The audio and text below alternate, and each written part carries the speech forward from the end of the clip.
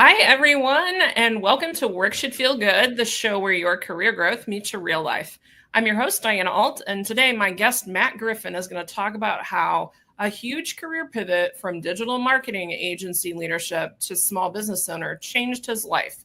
After spending 13 years in marketing land, he decided to join his wife and his father-in-law to open Hometown Sports Gear, a locally owned sporting goods store in Gardner, Kansas.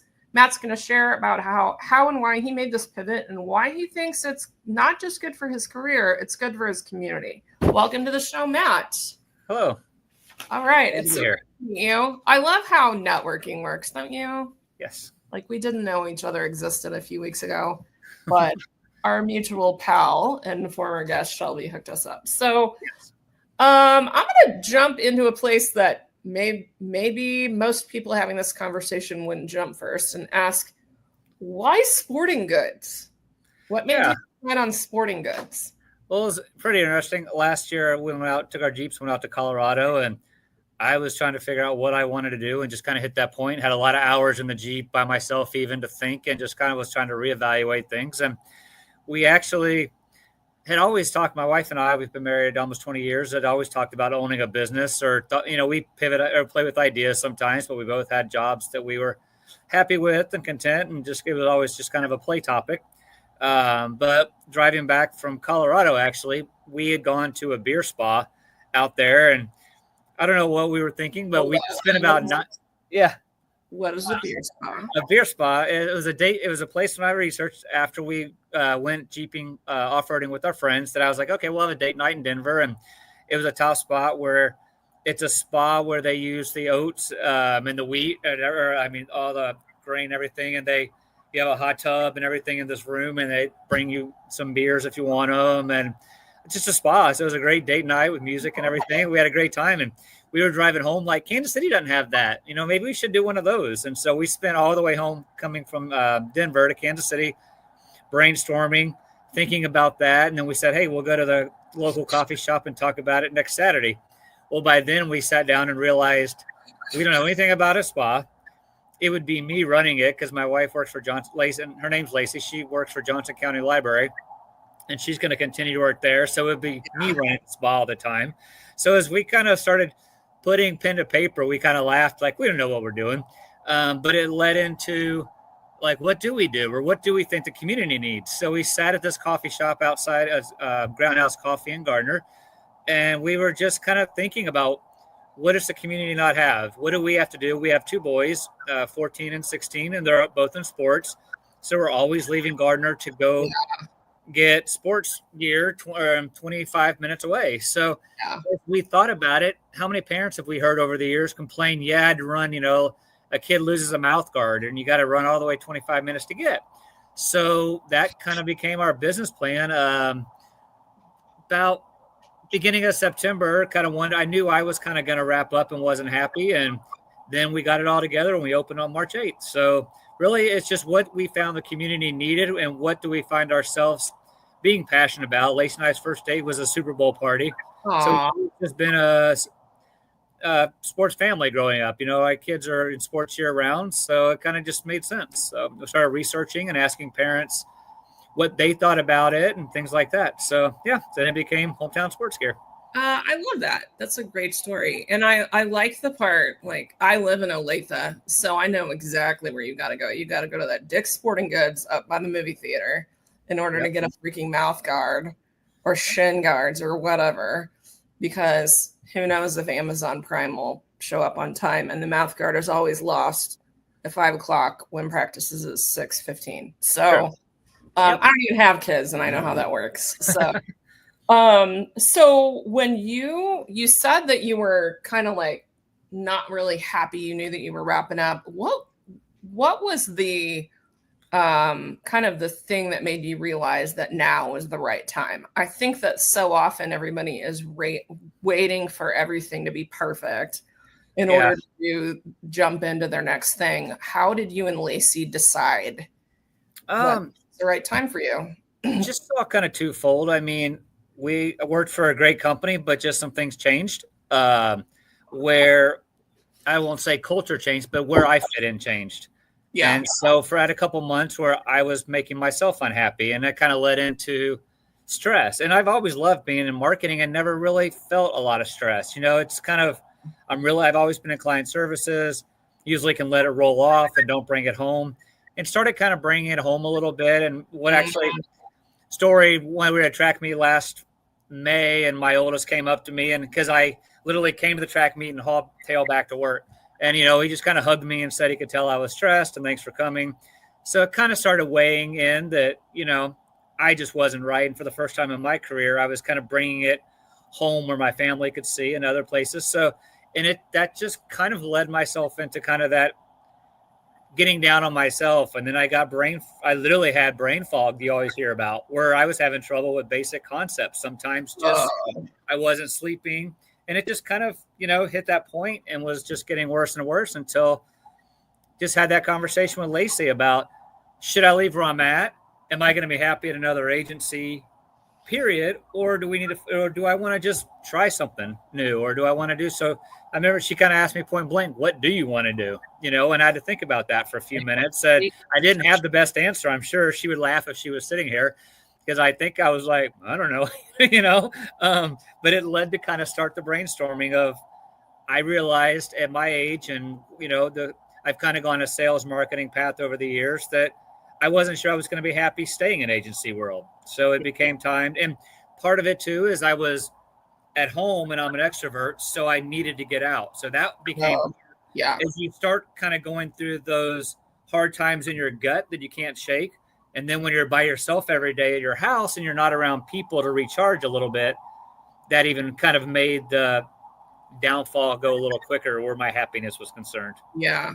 That's what I find the most commendable about all this is how in tune you were with it and how fast you took action.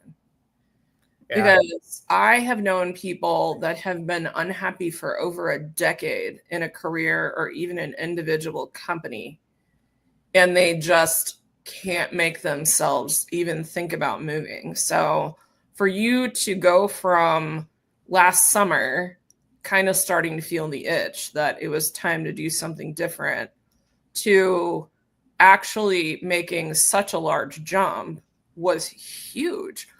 What do you feel like made you take action so fast on that where others have trouble?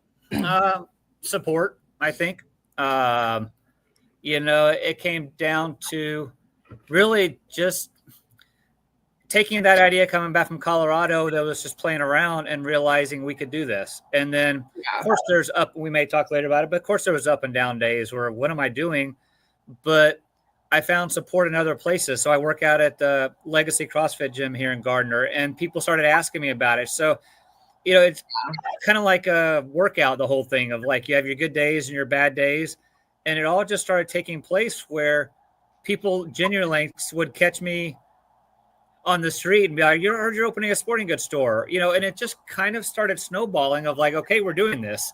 We were able to put it together. Like I said, we really put it together end of July and opened on March 8th. So at times that seemed like a long time, but really to have, everything come together from our board and our equipment and everything to open that quick was really just the support of everybody, family included. The boys, we had to make sure they were on board because at 16 and 14, we didn't want to disrupt them. Yeah. So it was just, and my father-in-law, he's been in a big box stores and he's got a lot of inventory and management experience over the years in retail. And my wife does a great job with inventory management at the library. She's in charge of all of the inventory that comes out of all, I think, 13 branches. So just taking everybody's skill set and be able to talk everything through about what we wanted to do, and let's go for it.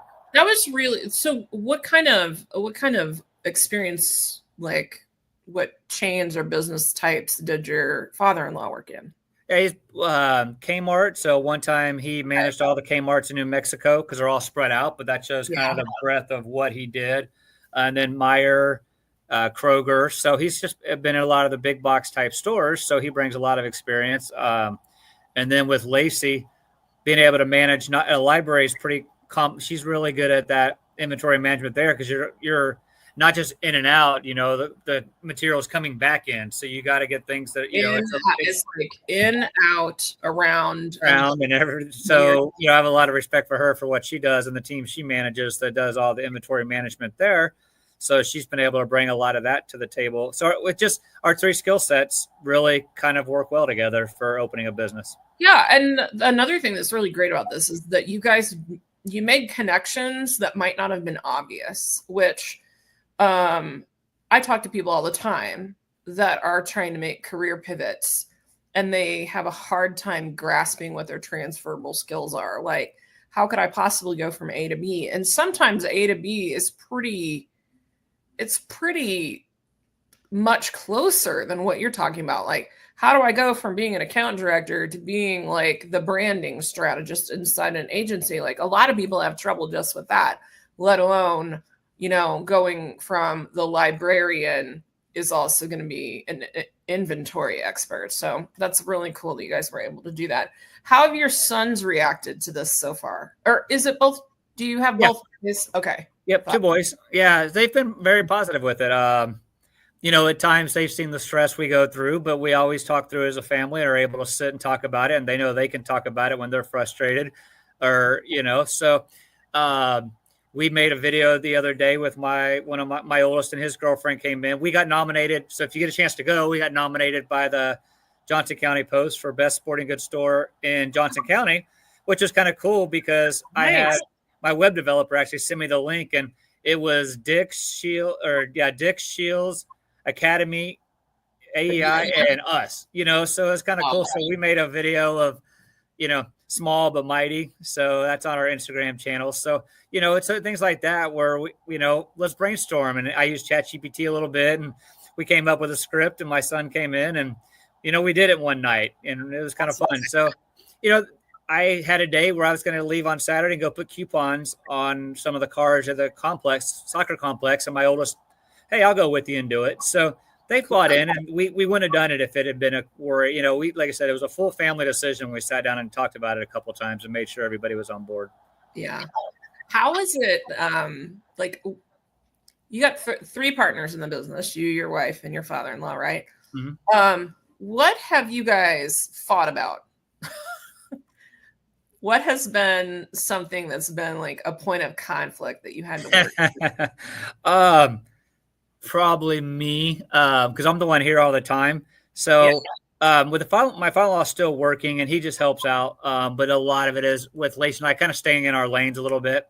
I'm in the store she does the inventory, and I tend to kind of get out of my lane a little bit sometimes. And that's, I think, one of the hardest. We're having our meetings of showing trust to her, that she can do her job at the store with, and just making sure I'm phrasing things correctly and that I show trust in her. So yeah, that's probably been kind of the main one is the lanes, because they have full-time jobs except me. So I'm here, the 45 to 50 hours a week. So I get a little bit more into it or thoughts and things like that. So I think it's just communication and stay in my lane, stay in our lanes a little bit.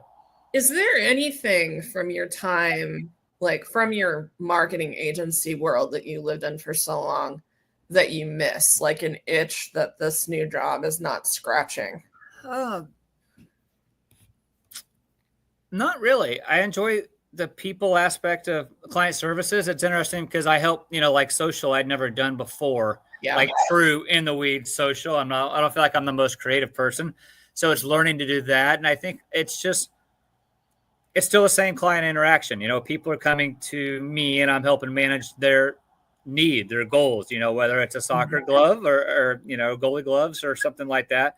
So really, and that may have shown where I was kind of just burnt out on what I was doing, because I love client service. That's, where I never wanted to jump into brand management or anything else. Like, I love the dealing with the clients, and here I get different clients every day with different needs. And knock on wood, I think we haven't had that issue yet. I'm sure will come where we've had an upset customer. Everyone has been great, and great to work with. And I get to do what I'm good at.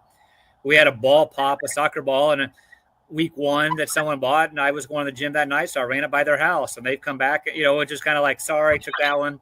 And they've been back again to buy stuff. So, it's still, I'm able to transfer a lot of those things of like just taking care of the customer, and now it's something that I'm really passionate about because it's our store. Nobody from Dick's is going to drop off a replacement soccer ball. Like, Right. that is never, ever going to happen.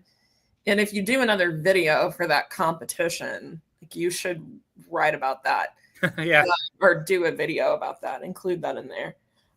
So one of the things that I hear a lot as a career coach, I ask people all the time, like, what do you consider a red flag? Like, if you see it in a job posting or you hear it in an interview or whatever.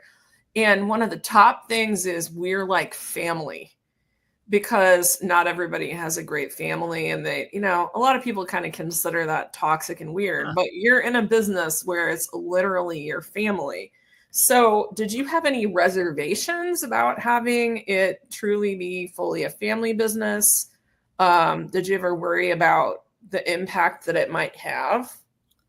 Actually, no. And I think I'm lucky in that sense. Lacey and I have been through our ups and downs over the years on different things, and we know where we are in our life and a marriage and business. And we had that talk a little bit, but no, just because we've always kind of joked about it. And then pretty close to my in-laws, they moved in with us, actually, came from Green Bay during COVID, moved in with us for 8 months or so. So, if you can do that, you can get through about anything. So, and they're very supportive of the whole thing. So honestly, I really haven't had that, concern at all. Cause I think we all were just it's just, who knows how it's going to end up, but we're excited to start the journey. So, yeah.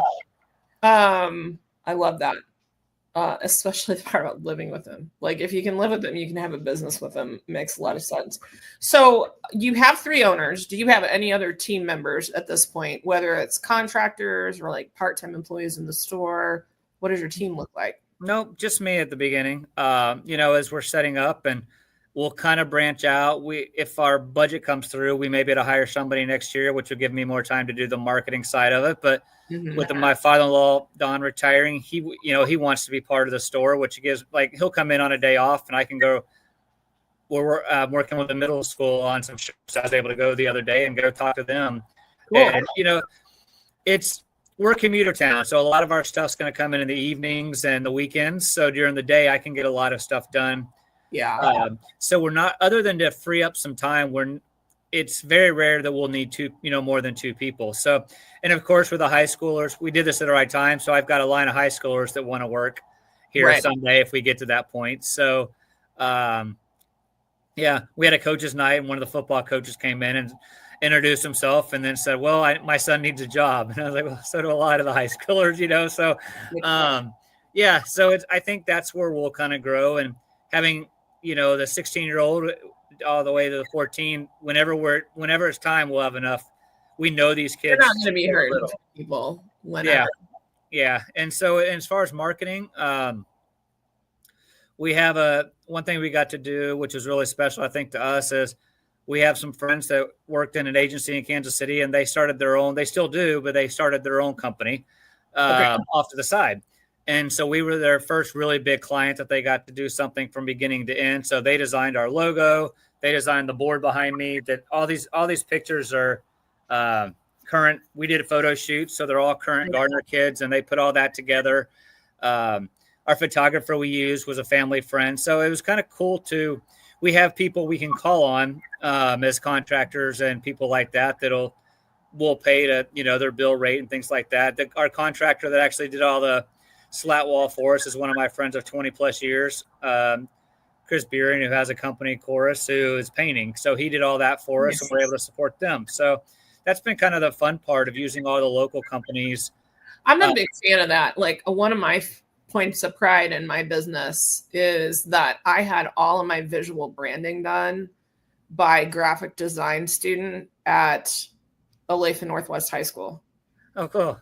So Olathe Northwest. And then when I started our recording, I forgot to hit like the right studios. So we don't have the logo on this live stream or this recording, but it was spring of 2020. My family member of mine actually teaches at Olathe Northwest, and they have this, it's called the E-Communications Academy. and they have web design and graphic design and all of this. And it's kind of like picking a major for those kids. And they come out a lot of times like doing college level sophomore work, So I said I wanted a new brand, and I told my family member about it. And she said, I've got the perfect person. He's got a full ride to Casey Art Institute. He's my top student. And so while everybody's locked up at home, I was his client project for his last semester of school. And he did the whole thing from start. I didn't have colors. I didn't have anything. I just said, this is what we're doing. And here's the name of my business, which is my name. So I got assets out of that I showed to other people that have worked in marketing. And they're like, I've paid 20 grand to agencies and not gotten something this good. So it just goes to show, like, you don't have to be the big name. You just have to be committed to making something of high quality for the right people. So 100%. So yeah, we got a really good deal on all of that, and just to be around people we've known for so many years, helping be a part of building our store was really cool. Yeah. So I'm a big believer in making sure that an organization knows their values and is working in accordance with those values. Like, whenever people throw around the term bad culture, to me, it doesn't mean like ping pong balls. It means that the stuff you put on the website that you're about is actually how you conduct. So what are some of the values for Hometown Sports Gear? Yeah. And how did they show up? A lot of that was our branding team helped us come up with that. But then, like, we get Team Gardner and Gear is one of our big ones, so it's taking care of all the kids that come in the store and being able to support them on a one-to-one basis. So it's not like going to the big box store where you're searching. We'll help you out, help you know what you need, be able to, be the experts in it, which I'm learning daily on the sports that I wasn't involved in. But it's really kind of to get that hometown feeling that you come in, you're going to get help, you're going to get people talking to you. Like I said, our board, you can see behind me, Team Gardner's biggest cheerleader. We got a chance to there's a softball game this Friday, and we got a chance to do the cancer awareness shirts for that. Oh, So, nice. It's really not just saying we're a community, but being part of it. We give $1 back to all the T-shirts to the sports. And then, so if it's the middle school T-shirts we sell, we'll give $1 to every T-shirt back. So really, it's just making sure everyone feels like this is their store too, in a way, when they come in, that they're happy with it and they're able to like feel a part of the community. And you see it in our colors. Our colors are the high school colors, the blue and the white. So it's gorgeous, and it works so well for, like, it gives Royals vibes too. So, but you did it for this. You picked it not because of the Royals connection. You picked it for the Gardner connection, right? Correct. That's what our design team did. We told them I liked blue anyway, but they came up with all of that when they did all the designing for us. They researched Gardner and like I said, they did an exceptional job getting to understand. We had a big questionnaire, so they understood what our values and what we wanted out of the store, and they did a good job, portraying it on our board, above us. You can see some of its pictures, some of its verbiage. So they did a really good job of getting that where people walk in and they're like, oh, I feel like we're part of the community. And we had one. When it feels a little bit like walking into Rally House, although they have like all the sports, but still, at least that you're in a Kansas City sports store. So yeah, because I gotta go get my current stuff somewhere. So you're clearly carrying a bunch of stuff for the high school or for the school system at all levels, because that's a major driver. Do you only focus on those brands? Are there like other schools that are local that you try to serve? Do you focus just on the things to play the sports, or do you have like team swag as well? Yeah, so we've got kind of the sides are set up by sport. You can tell behind me where it says local, actually, above the hats. Yeah. And then that one right there, it says football. So with the size of our store, we'll have, like, baseball down at the end is huge right now because we're in the middle of baseball season, and we'll condense that out of season and grow football. And just that goes back to Lacey and the inventory management. Nice. So along the side of the wall is just the sports, and we ask the community too when people are in here, what are you looking for? And we've got a parking lot that we write down stuff that people want. Something I'd never heard of was a sock company called Features. They're about $18 socks that runners just love. And so the track coach came in and said, if you get these, the kids will love it. And we've had them like a week and a half, and I think we sold 15 pairs. People. So it's learning and really being open to other people's feedback, on what they want or what they think the town would need. So kind of the outskirts would be this, all the equipment. And then the middle of our store for showing, you can kind of see there, it's the middle school and the high school apparel. So we have some of the individual sports. We have just some like a Blazer Nation, or the Gardner Blazers, Trail Blazers. So it's a Blazer Nation hoodie. And then we're the only place in town that you can get the middle school gear. And that's where we found big deal. None of my family lives around within hours of here. So when I'd have family come in town, other than my in-laws now, but when they used to come in town, we'd go to my youngest Chase's football game, and there was like nowhere to get a t-shirt that day because they have to buy them in sections. You have to buy them at a certain time for a certain sport. So we've made sure to have that middle school gear here for the parents to be able to come in and get kids geared that way too. So we have a lot of swag. Yeah, I love that. And like I don't know that anybody really does this anymore, but like I'm a Gen Xer, letter jackets were a big thing when we were in high school. Whether you were in sports or not, because you could get letters for choir, theater, whatever. I was definitely not in sports. So, but we had a very particular purple that it felt like nobody understood. Like it was hard to find the right purple for the school district and whatnot. And our letter jackets were gorgeous, but we had to go to the town of our biggest rival to buy our letter jackets because there was no store in our town. Oh, so it's kind of cool that you're serving in that way. Yeah, and we have the ability to get the letter. My son haven't even mentioned a letter jacket yet, so I think I haven't seen as many. But those are some that if we started getting the people asked, then we would go. I have the ability to carry those if needed. Yeah. So it just has to be something that makes sense in this size store. Until our goal here in 2 or 3 years would be to be a bigger store or a different city. So you would ask if it's other areas.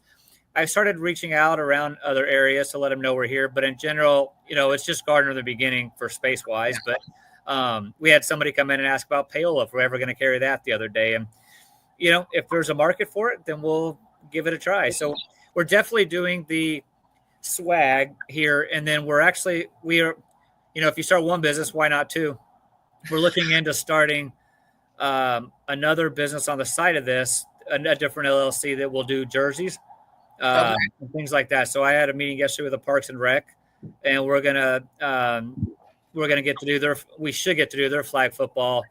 That's really cool. Stuff like that. So but we want that under a different LLC. So we're trying to grow already, and we've only been around without growing too fast. But that was an idea that we found a partner that also has interest in doing that with some connections. So we met with them yesterday, and we're gonna tackle that too. So it's just finding ways to grow, and retail's a tough world. So it's just finding ways to be creative with the coaches and the people involved in the community, and people are bringing ideas to us, which is nice. That's awesome.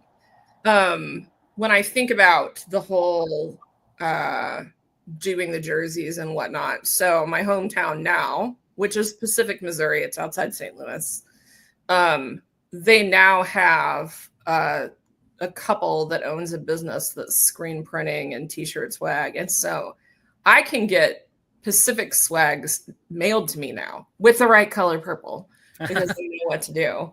And that same store or the same business owners had a big impact on the community because they started 2 other businesses. One for, they call it Snow Monster. It's like the snow cone stand for the summer. And then they have an ice cream stand that they bought. And that was a big deal because that was a 60-year-old institution. And then the people retired and they bought the stand. They kept the name the same. They may change that in the future, but it was just like a really nice to see that commitment in the town. I've lived in the Kansas City area for 20 years. And one of my favorite freaking pages on social media to follow is the Facebook page of this ice cream stand that I didn't even go to when I was a kid because my parents weren't into it. And now it's like this major institution in town because these people picked it back up. So what you're doing is really important. you have a 6-month tradition, not a 6-year tradition, or 6 weeks open, I guess. Yeah, we're still trying to get people. We saw people coming in that didn't know we were here, so we're still trying to get the word out. So. Oh, that's so cool. When you think about the risk, like so much of what I hear from people about I never want to start my own business is that they worry about the risk. And for me, I had a switch flip years ago. That's like, why am I relying on one person or one company for 100% of my income? And to me, once that switch flips, it's hard to unflip it and see the risk. But like, how did you and Lacey and your father-in-law think about the risks associated with starting this business, and which one scared you the most?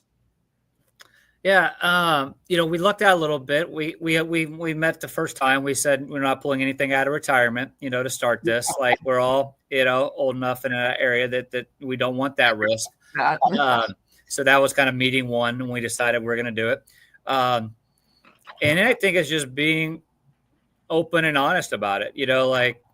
I'm going to, like I said, there was people at the gym. I could be having a bad day and worried, and people would be, how's it coming? This is going to be great. And I think that helps aside the risk of just the people around us that would want to talk about it or be excited about it.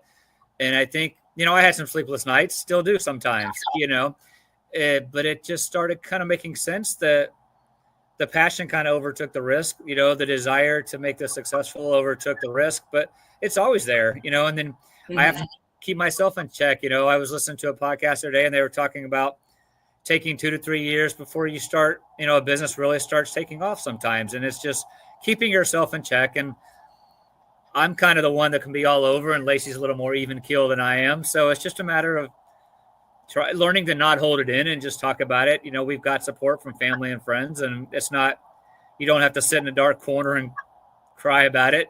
Just make sure you're open and talk about it. I've talked to my son about it a little bit. My oldest asked me, how long till the store makes money, or when does that look like? And to talk to him about it even, so just making it everyone buy in, that is kind of, I think, what it's helped me. Where the risks are to be managed. We're not going to let them stop us, that kind of thing. For me, one of the ways I described it is that the risk, because I was in corporate and I had been unhappy for a while. But I had a leadership change right before I left corporate and went full time in this. I had I'd been coaching on the side for like 6 or 7 years before that. Looking at it from a 1 or 2 clients at a time. It was almost all people I knew for a while, etc. But I had a shift where I realized that previously I was worried about the financial risk of what happens to my retirement, or, oh my gosh, what if I don't have money or whatever. And then I recognized that my real risk was wasting my life doing something that I didn't actually want to do. 100%. So, let's see. I'm going to do a little bit of a lightning round.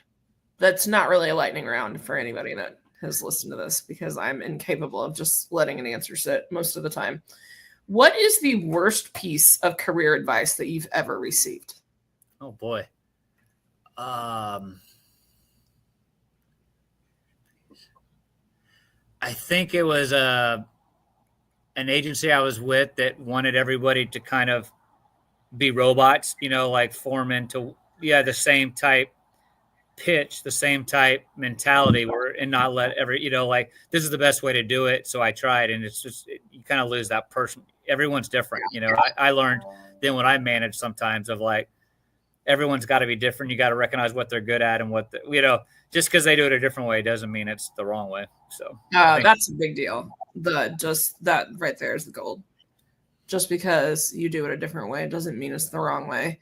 I'm a huge nerd for Clifton Strengths, which I've had, I guess, 2 episodes now where we talked at least a little bit about that, but it's centered around this idea that we all have different talents. And so let's set a goal, and then you use your talents to get there, whatever way makes sense to you. What is a personal habit in your life that has made a really big difference to you? Is it I would say I can think of good habits, bad habits. No, I think a good habit would be just caring about customers. I think, my past bosses would say that, of just taking the time to have that gut feeling. And if you have a gut feeling something's wrong, it probably is. So, don't wait till they come to you about it. If you have a gut feeling, and be able to kind of get ahead I think I've always had a talent of getting in front of things before they blow up, to at least start be the one to start the conversations, not wait for them to come to me. That's great. And that's one that I haven't had anybody give me. So I like the thing that you got to, that one of my mentors / friends / I've coached him to in business says, that he calls that running towards trouble. Most people try to run away from trouble when things are going. They try to deflect. They try to do everything except facing head on that something might be wrong. Yeah. What's something you've changed your mind about recently? Let's see. That's a tough one. I think just even in the store, realizing how quick it had to grow, or how quick that things had to be done a certain way in the beginning, and expect, I think Lacey always tells me, trust the process, trust me, we have to build our customer. And I was like, that can't be, we've got to get people, and I think, so it's a little bit of a way to change changing the mindset a little bit, that, you start seeing return people coming back to the store. You start seeing people want to come back in here. Well, when those start building up. So I think it's just that realizing that this is a process, not a rock star overnight. Look at me type situation. I think that's the hardest thing for me to. Opening the store is the start, not the finish. Right?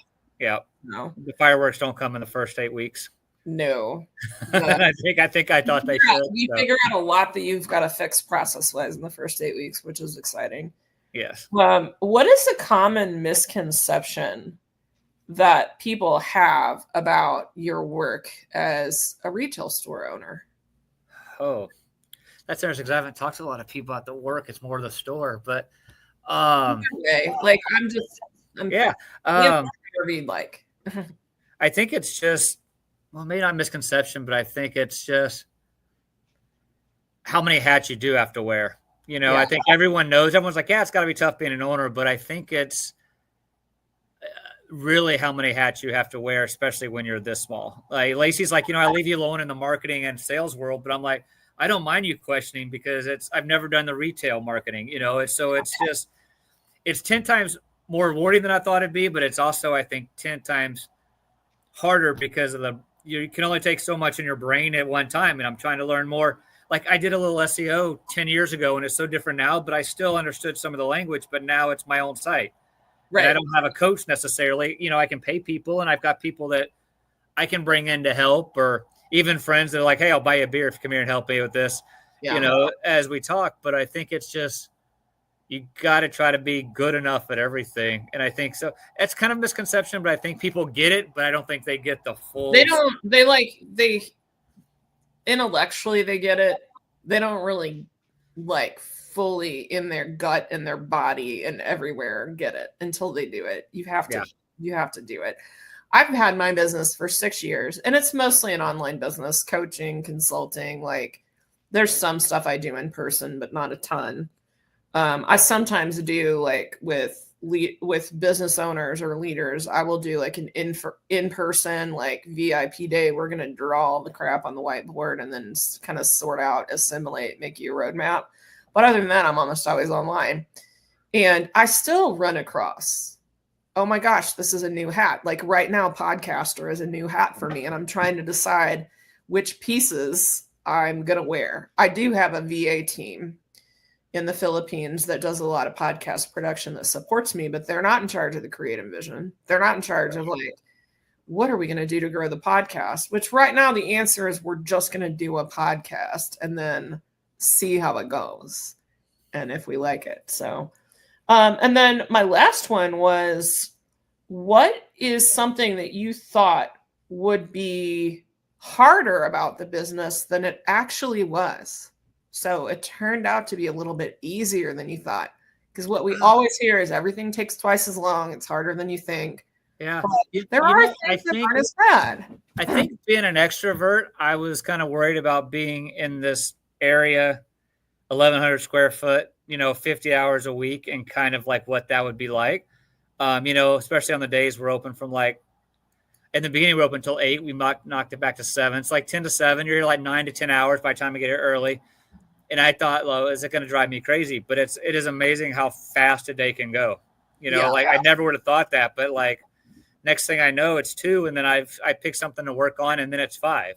And then there's customers sprinkled in, but it's really just how fast. I know it's still new, but it's just how fast a day can go when you own the business. Like you own, like there's so much, like you always have something to do. And so it's amazing. I'm never sitting here like twiddling my thumbs because there's always something, especially when it's a very small group opening it up. So I think that's been kind of the thing. I'm like, is my ADD going to kick in? Is like am I not going to be happy because I'm here 10 hours by myself on a slow day? But you get kind of rocking and rolling, and it just means more when it's something you control. Like it's part of you. It's not doing it for company A. You're doing it for your vision too. You're doing it for like the wall behind me. You're doing it for the kids that are behind me and things like that. So yeah, I love that you started it for the kids. I think that's such a big deal.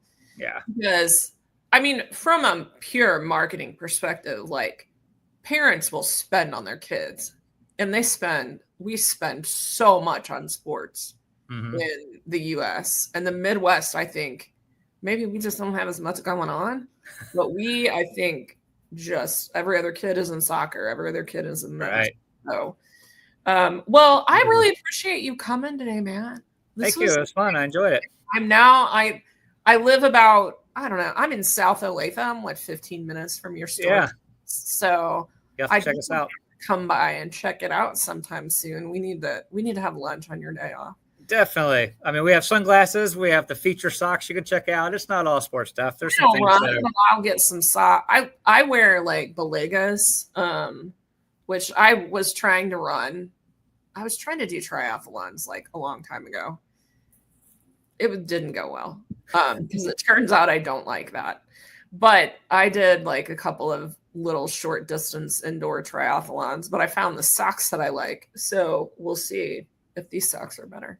And we do have pickleball. Our friend Shelby bought some pickleball paddles. I challenged her, but she hadn't taken me up on it yet. So is there anywhere to play pickleball in Gardner? No, there's a couple new ones in Olathe that people go to. There's one place right about a half mile behind us that has leagues, but they're usually senior leagues. But people always ask about if I've heard of anything. So I think it'd be something that Gardner needs. Business. There you go. Yeah. We'll start a third one there. There you go. A Gardner, I'd probably do well. Yeah, we need that. So, but we've had a lot of good conversation around pickleball. So, we bought the feature socks in, and we had people asked me about sunglasses, but I didn't want to bring in the $100 sunglasses that some of the kids wear because that won't move. So we found a brand called Tifosi that we carry, and we've done really well with them because they're kind of that $30 to $40 sunglasses range, but they have it fits our store mentality because they have 100% lifetime warranty on them. Nice. So how easy is that when you're talking to parents? They're like, you just broke yours. Well, these are warranted, and it's a family owned business too, out of South Carolina. So, it's learning to carry what the community wants is part of the fun too. Trying things out. Well, I'm so glad you came in. Thank you. I've got your website up here so people can go and check that out, see what you're doing, whether they're in the area or not. This is the kind of thing where Matt is thinking different. Matt and his business partners are thinking different than all the big box stores are. And so thinking different, there's a lot of value in that in our career so that we can make work feel good. So I can't wait to hear more about this. Hopefully we'll check in and see how it goes after year 1. I should do that. That'd be great. So I look forward to that. You'll have some more fights to report before I'm sure there'll be some stories. Yeah, for sure. All right. Thank you very much. All right. Thanks. Thank you. Bye. All right. Okay.